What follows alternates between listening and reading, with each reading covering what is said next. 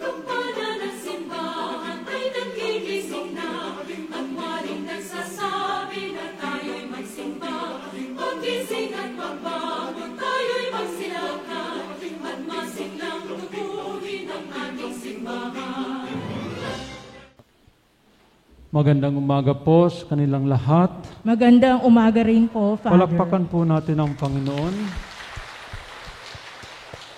Palakpakan din po natin ang mahal na Birheng Maria. Sa ika-6 na araw ng ating Misa de Gallo, tayo po ay tinatawagan na maging tagapagdala ng masayang pag-asa upang katulad ng pagtatagpo ni Maria at Isabel, madama natin ang presensya ng Diyos sa ating buhay at masayang maibahagi natin ito, ang pag-asang ito sa ating kapwa. So ito po ang buod ng mensahe ng araw na ito na ibig ipahiwatig sa atin sa ika-6 na araw ng ating Misa de Gallo. Mga kapatid, nito pong mga nagdaang araw, nagdaang buwan at taon, tayo po ay medyo nasanay na sa ating tinatawag na mga virtual activities. Di po ba? Yeah. So halos mga activities natin ay ginagawang virtual. Kaya yung mga bata, virtual classes, virtual mass din po, no? Virtual Zoom meetings, virtual work from home, virtual home visit, pati na nga Christmas party gusto nang gawing virtual, no? Kaya pagkakain na, papakita na lang, musubo ka. Kahit yung pagkain, kahit virtual na rin. No? Sa Ebanghelyo natin ngayon, narinig po natin muli ang Ebanghelyo na narinig na natin noong nakaraang linggo, no? Yung ika-4 na linggo ng Adbyento. Ito po ang mabuting balita tungkol sa pagbisita ni Maria sa kanyang pinsan na si Elizabeth. At ang pagkikitang ito ng dalawa, ang pagtatagpong ito ng dalawa, ay hindi lamang po virtual. Ano po? Hindi ito virtual na pagbisita, subalit ito po ay isang personal encounter between two women who adored each other. And we know that this is something we mostly of us miss today, no? Yung personal encounter, dahil nga medyo naging dependent na tayo sa mga virtual na mga gawain. But looking deeply to the story of the visitation, makikita po natin na hindi lang pala ito isang ordinaryong pagtatagpo o isang normal na pagkikita, but it is a story of God's presence felt in the encounter among these two women. Iba po yung magkita lang kayo, siguro kumain, magtsikahan, sa lingwahe natin ngayon, magmaritesan. So iba po yun, kaysa nagkita kayo, naramdaman nyo ang presensya ng Panginoon sa bawat isa sa inyo, iba po yun, no? May dating yun. Meron yung napakahalagang, sabihin natin, dating sa ating mga puso. Kaya nga't sabi ni Saint Ignatius of Loyola, yung founder ng Jesuit community, sabi po niya, "He who carries God in his heart bears heaven with him wherever he goes." Kung sino man ang may daladala ng Panginoon sa kanyang puso, kahit saan siya magpunta, daladala niya at naibabahagi ito sa iba. So Mary carried Jesus to Elizabeth, and this brought joy. So not only to Elizabeth, not only to Mary, but even on the child Elizabeth was carrying in her womb. That is why the gospel says, the boy leaped for joy. Pagka meron po tayong sinasabi nating meaningful personal encounters with God's presence through other people, especially in this time of the pandemic, we experience something holy or something divine, and we cannot but be filled with the joy or with joy. Sabihin natin, Father, mahirap naman po sigurong maka-experience ngayon ng something holy and divine na sinasabi nyo. Actually po, many times we have experienced this already, and we are also experiencing them continuously. No? Only that we are not quick to recognize that holy presence, that presence of God in our midst. Why?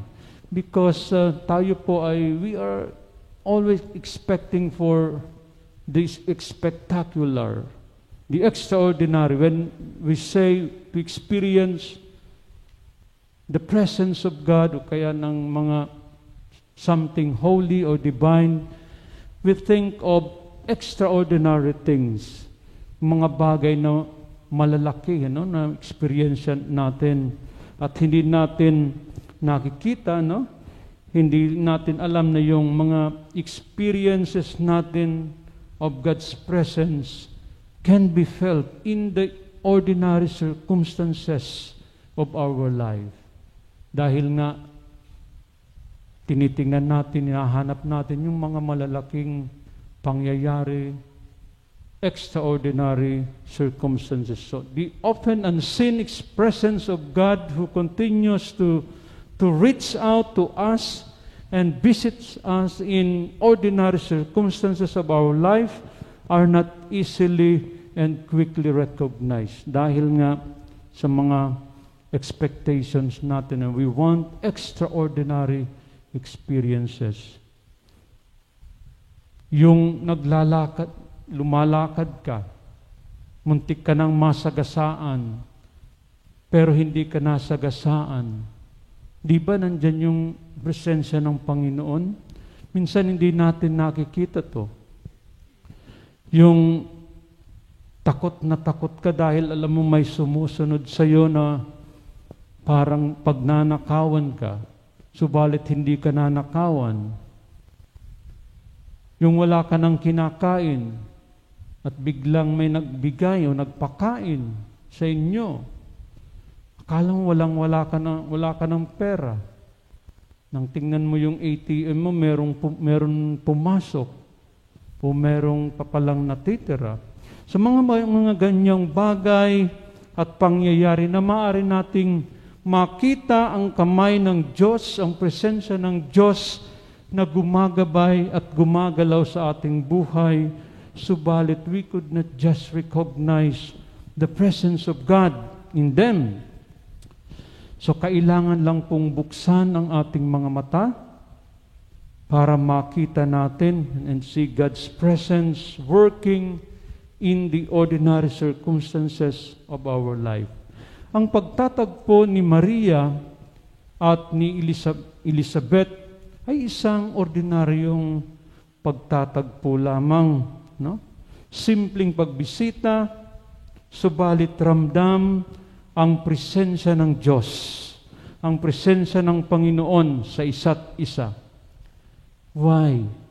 Naging matalas kasi silang parehas na makita ang presensya ng Diyos sa bawat isa sa kanila.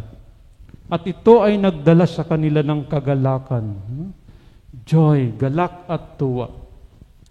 Mga ginigiliw kong kapatid sa pananampalataya, in these trying times and difficult times, we must not let ourselves be restricted in our comfort zones and indifferences.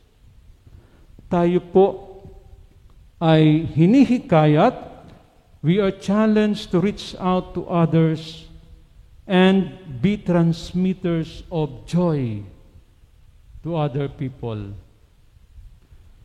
Transmitter of joy, hope, and generosity, most especially in these times of so much needs.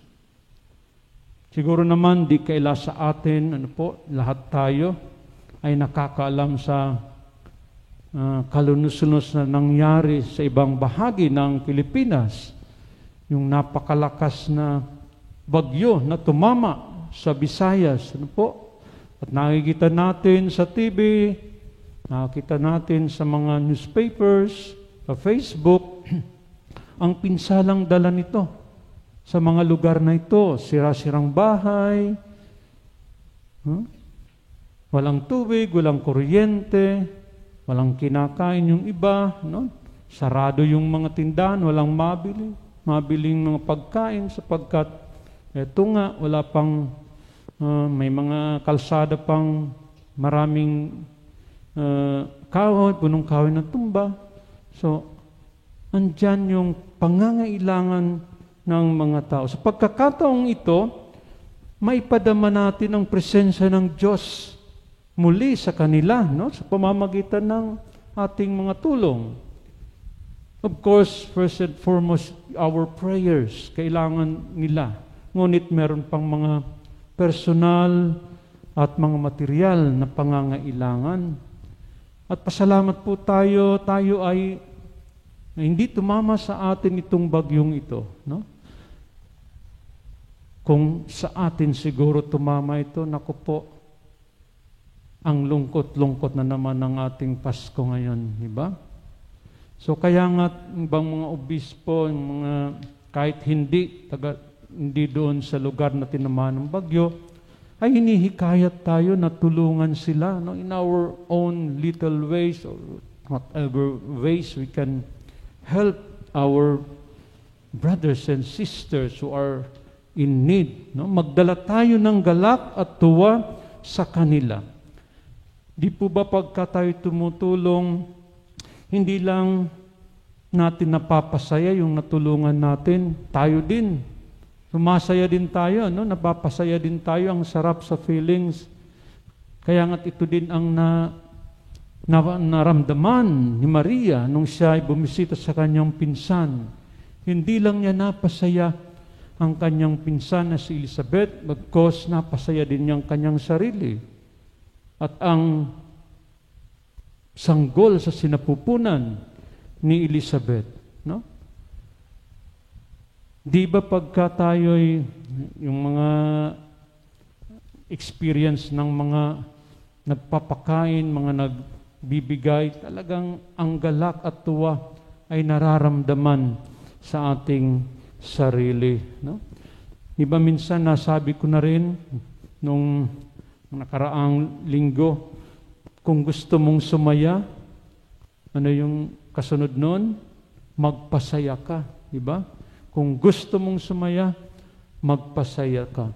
Ang pagbisita ni Maria sa kanyang pinsan, her cousin, has brought tremendous joy to Elizabeth. And their encounter was indeed a blessed one. So let us be bearers of joy and hope to others, and let not our indifference, our insensitivity hinder us from fulfilling our missions to be bearers of God's joy to the world like Mary. Amen.